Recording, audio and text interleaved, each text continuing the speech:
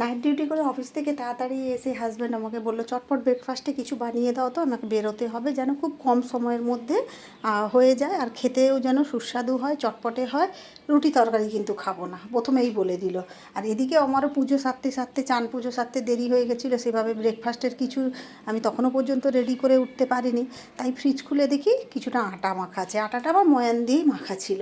এরপর একটা কচি বেগুন, বেশ দানাগুলো একেবারে নরম ছিল, আমি একটা বেগুন বের করে নিলাম, বেগুনটাতে লবণ হলুদ ভালো করে মাখিয়ে নিলাম। না না, আমি রুটি বেগুন ভাজা বানাচ্ছি না, খাবেই না তো বলে দিল, রুটি তরকারি বা কিছু খাবে না ওরকম। তা আমি কি করব, ফট করে আমি কি করলাম, কড়াতে তেল দিয়ে ঝটপট করে বানিয়ে নিতে হবে। এরপর আমি কি করলাম, বেগুনগুলোকে তেলেতে ভেজে নেবো। একেবারে ছাঁকা তেলে ভাজার দরকার নেই, হাই ফ্লেমে এইভাবে অল্প তেল দিয়ে ভেজে নিলেই হবে। খেয়াল রাখবেন যাতে বেগুনটা খুব ভালো করে ভাজা হয়। রেসিপিটা খুব চটপটা হয়, আপনারও ভালো লাগবে, আপনার পরিবারের সবাইয়ের ভালো লাগবে, আর খুব তাড়াতাড়ি হবে।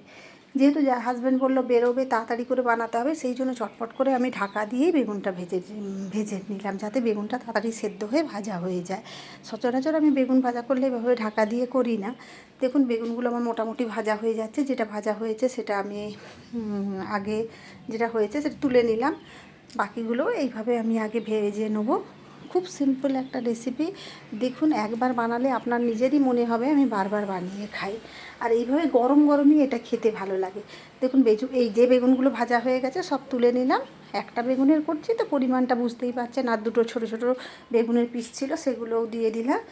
হাই ফ্লেমে বেগুনটা ভাজবেন, নাহলে শক্ত রয়ে যাবে। ঢাকা দিয়ে এই বেগুনগুলো মোটামুটি আমি ভাজা করে নিলাম। এরপর দেখুন এখানে পেঁয়াজ কুচিয়ে নিয়েছি, একেবারে সরু সরু করে কাঁচা লঙ্কা কুচিয়ে নিয়েছি, আর বেগুন ভাজাটা নিয়ে নিয়েছি। কিন্তু গরম গরমই এই রেসিপিটা খাবেন, তাহলেই বেশি ভালো লাগবে। গরম গরম বেগুনের মধ্যে যখন কাঁচা লঙ্কার পেঁয়াজটাকে এইভাবে মাখবো, তাহলে দারুণ একটা সুন্দর গন্ধ হবে। আর গরমের এতে পেঁয়াজটাও আধা ঠিক একটু কুক কুক হয়ে যাবে, খেতেও খুব ভালো লাগবে।